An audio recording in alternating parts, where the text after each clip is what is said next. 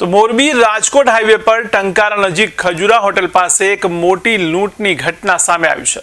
ત્યારે રાજકોટથી મોરબી તરફ જતી આંગડિયા પેઢીના માલિકની કાર પર હુમલો કરી લૂંટારાઓએ 90 લાખની લૂંટ કરી છે।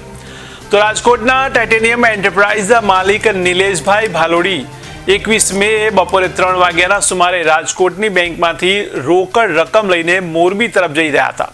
તેમની સાથે ડ્રાઈવર જયસુખભાઈ ફેફર પણ હતા। ત્યારે મિતાણા નજીકથી બે અલગ અલગ કારમાં આવેલા લૂંટારાઓએ તેમની કારને રોકવાનો પ્રયાસ કર્યો હતો।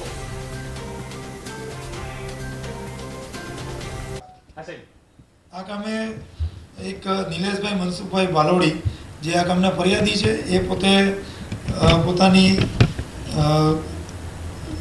ટાઇટેનિયમ એન્ટરપ્રાઇઝ નામની આંગળીયા પેઢી ચલાવી રહ્યા છે અને રાજકોટથી ધંધાના અર્થે કામ અર્થે રોકડ રકમ લઈ અને પોતે મોરબી તરફ જઈ રહ્યા હતા। એની સાથે એમનો ડ્રાઈવર હતા અને એમની ગાડી XUV 300 ગાડીમાં જઈ રહ્યા હતા। ત્યારે એમને બાજુમાંથી એક બલેનો ગાડીએ ટક્કર મારેલી। ટક્કર મારતા એમનું ધ્યાન ગયું કે આ ગાડી છે બીજી આ ટક્કર મારવાની તૈયારીમાં છે, એટલે એમને પોતાની સાથે મોટી રોકડ રકમ હોવાના કારણે શંકા જતાં એમને ગાડી ફાસ્ટ ભગાવી અને ત્યારે એને ધ્યાનમાં આવ્યું કે આ એક ગાડી નથી, બે ગાડી છે।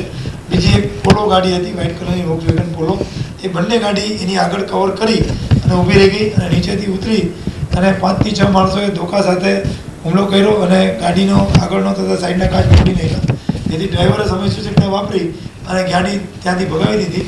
પરંતુ આ બંને ગાડીઓ એમનો પીછો કરતાં ખજુરા હોટલ પાસે બલેનો જે ગાડી છે એણે આગળ જતી XUV 300 ગાડી જે હાલના ફરિયાદીની છે એને પાછળથી જોતા ટક્કર મારતા ગાડી ડિવાઈડર ટપીને ખજુરા હોટલની અંદર પ્રવેશી ગઈ અને એના ટાયરો પંચર થઈ ગયા અને બીકના માર્યા ફરિયાદી તથા એના ડ્રાઈવર બંને દુકાનમાં પોતાની મદદના ગુહાર માટે જતા રહ્યા।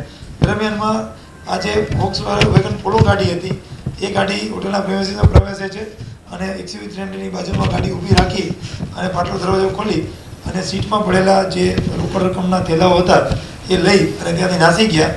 આ અંગેની જાણકારી અમને ફરિયાદીશ્રીએ આપેલી હતી, જે ફોન દ્વારા જાણકારી મળતા તરત જ જિલ્લા પોલીસ તંત્રને એલર્ટ કરવામાં આવ્યું, નાકાબંધી કરવામાં આવી, તેમજ આજુબાજુના જિલ્લાના પોલીસ તંત્ર અને પોલીસ સ્ટેશનને પણ એલર્ટ કરવામાં આવ્યા, જેમાં જામનગર પોલીસને પણ એલર્ટ કરવામાં આવી અને ધ્રોલ અમારા મોરબી, વાંકાનેર, ટંકારા અને રાજકોટ તરફના રોડ તમામ ઉપર નાકાબંધી કરવામાં આવી અને આરોપીઓને પકડી લેવા માટેની ચક્રો ગતિમાન કર્યા છે।